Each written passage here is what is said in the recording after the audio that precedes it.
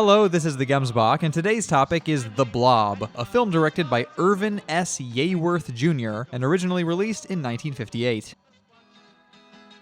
Almost everyone is familiar with some instance of the so bad it's good phenomenon of watching movies that are enjoyable because of how terrible they are. There is fame and fortune for anyone who sincerely tries and laughably fails to make a good movie. You betray me, you're not good, you're just a chicken. Chip, chip, chip, chip, chip, chip. But today, I want to talk about a subtly different but related phenomenon. Movies which were good in their time, but which have aged into a different genre, usually comedy. One such film which has undergone this comedic fermentation process is The Blob, a short 1950s drive-in science fiction movie. A film loved by audiences in its time, if not by critics, The Blob still offers viewers a very enjoyable experience, but for very different reasons.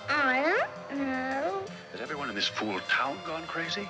What was once a semi-horror science fiction creature feature with Red Scare political allegory undertones has become a schlocky, humorous melodrama. Every one of you watching this screen, look out. Because soon, very soon, the most horrifying monster menace ever conceived will be oozing into this theater.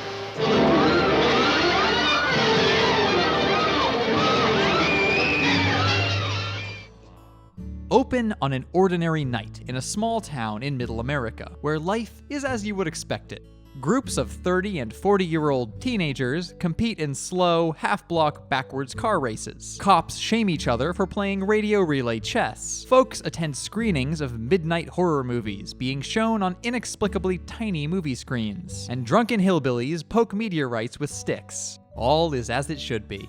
Or is it? Chaos very slowly ensues as a tiny, slow-moving monster jello from beyond the stars begins sneaking around and digesting people. Will the town's earnest and gullible middle-aged teens be able to convince the stubborn adults of the reality of the threat? They've come to give us a warning about something important. The British are coming! Or will a lump of sluggish goo that could be outrun by a toddler murder everyone? Hey, found it!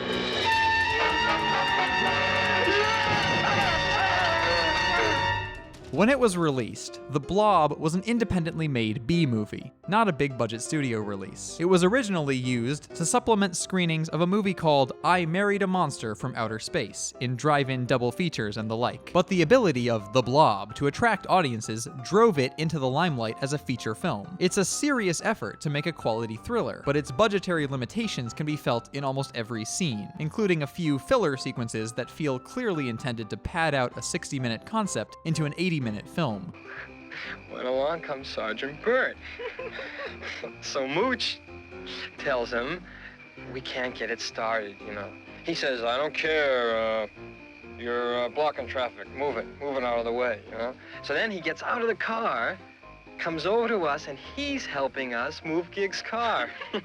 And that origin meant that even contemporary audiences had to make some allowances for the low caliber of the film's special effects. But to a viewer watching today, the eponymous undulating mass fails to conceal even momentarily that it is a teeny little object jiggling in forced perspective. The life cycle of the blob creature within the film is something truly worthy of attention. It starts life as an agile ball of translucent snot. It turns red and eats a half-dozen people without surpassing the size of a miniature beanbag chair. Finally, it invades a movie theater containing a small crowd. This causes an inexplicably massive crowd to flee from the building, while it presumably eats a few more people. This causes the blob to immediately become the size of a building. From here, it spontaneously grows, attaining its final form by transforming into a matte painting. The effects and edits used for the blob throughout the film cause it to seem more than appropriately sluggish, or blobbish, which in turn makes the helplessness of its victims highly comical. The protagonist couple manage to corner themselves on two separate occasions when the blob is squishing around nearby. But poor decision-making is not the only notable facet of the film's characters, which will now merit further attention. Aren't you afraid to go out by yourself? Another consequence of the Blob's low budget is a cast comprised entirely of unknown actors, almost all of whom are overacting as much as possible, probably in the hopes of getting noticed. I don't care what Bertie's ideas are. He acts like he was still fighting the war. Just because some kid smacks into his wife on the turnpike doesn't make it a crime to be 17 years old. The central character, and only exception to that trend, is played by actor Steve McQueen, himself unknown at the time, in his first ever starring role. He plays a stalwart, romantic, trustworthy character, also named Steve, who will stop at nothing to end the reign of terror, which he bafflingly, though accurately, predicts. Steve, tell us what happened. Well, I'm trying to tell you. Now, this thing had killed the doc. Well, what was it? Stop with it, kid. But it's kind of like a mass that keeps getting bigger and bigger. His performance failed to impress the critics, but he does an admirable job of giving life to the most generic role in the film. And then he just dissolved while I stood there. I think I saw this. At nearly 30 years old, McQueen plays a high school student, Starring Steve McQueen and a cast of exciting young people. whose high school sweetheart, Jane, acts as his ineffectual sidekick from start to finish. We're in this together, aren't we, Steve? Jane, a young teen portrayed by 25-year-old actress Annetta Corso, is most notable as a character due to her constant negligence when tasked with protecting dogs and children. She picks up a Blob victim's dog early in the film with the intention of caring for it, drops it while exiting a car shortly after, and makes no effort to pick it back up. Later, they miraculously find the dog again, and Steve shrewdly entrusts it to Jane again. But wouldn't you know it, literally less than 60 seconds later, she sees the Blob, and clumsily trips over a pile of cans, dropping the dog, never to be seen again. Finally, in the logical conclusion of her character arc, she encourages her baby brother to fall asleep while the characters face the danger of smoke inhalation when a fire encroaches on a basement. Honey, lay your head down and try to go to sleep. Almost every other citizen of the town, conversely, is a ham-fisted stereotype, from a chronically offended father, Vandals? My daughter? to a dutiful, overworked doctor, Oh, I haven't forgotten anything. to an all teenagers are criminals police officer who seems to have stepped right out of an episode of Dragnet. Those kids? Well, that's your answer right there. They're just the kind of kids that pull a trick like this. Their fidelity to their assigned character traits forces them to emote accordingly, often with amusing and unexpected fervor. Whoever this thief was, he didn't have to tear up the place like this. I feel terrible. The teenager characters, universally played by actors at nearly the same age as the adult characters, offer audiences plenty of smiles as well. Starring Steve McQueen and a cast of exciting young people. By jumping wildly from stilted jokes to displays of unmotivated fraternal allegiance. Hey, knock it off.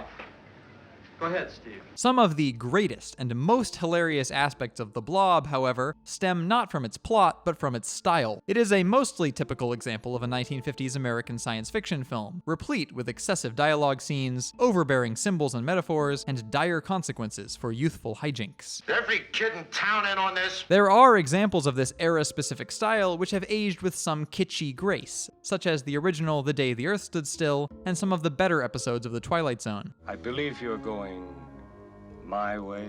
And then there are examples which can no longer be taken seriously, such as The Blob and some of the worst episodes of The Twilight Zone. Silence. I'm receiving his waves. Name is Dingle.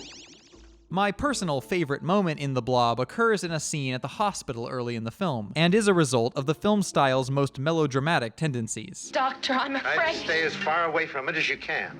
Kate, be calm. After a doctor compels a nurse to ineffectually toss a small jar of acid at the Blob, so far their first and only attempt to harm it, she declares, Doctor, nothing will stop it. and then almost immediately begins panicking in the presence of the nearly motionless monster. Don't go, don't leave me. I'll be right back. Doctor, come back, come back. Hey, what's the matter? Throughout the film, this unique and dated format necessitates the heightening of stakes and tension primarily through the principal character's seemingly random assertions. All right, knock off the noise now.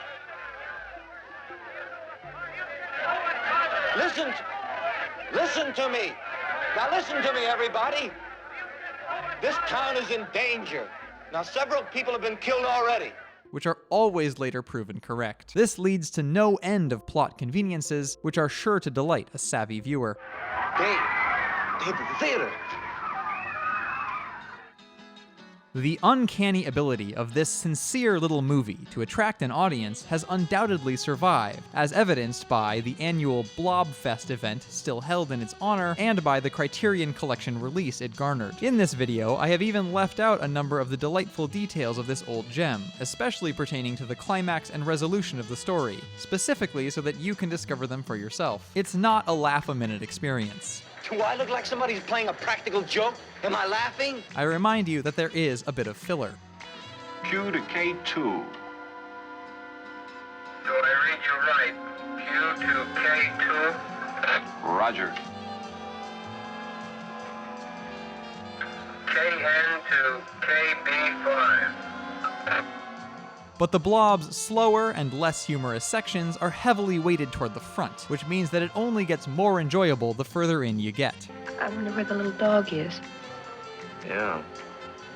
What do you think happened to him? I suppose I could imagine a particularly credulous and fearful viewer still being able to take the film seriously. But my reason for making this video was definitely the laughter that it drew from me at regular intervals. So, if you have a few friends whose presence and commentary has already proven hilarious while watching films like The Room, Birdemic, or Troll 2, And you can't piss on hospitality. I won't allow it! then I would urge you to round them up again and find a copy of a short, sweet film called The Blob. 80 or 90% of the actors did a front-end job. You know, in Australia, they got airplanes, you know, with the seat set in backwards, so in case we got a collision, they got no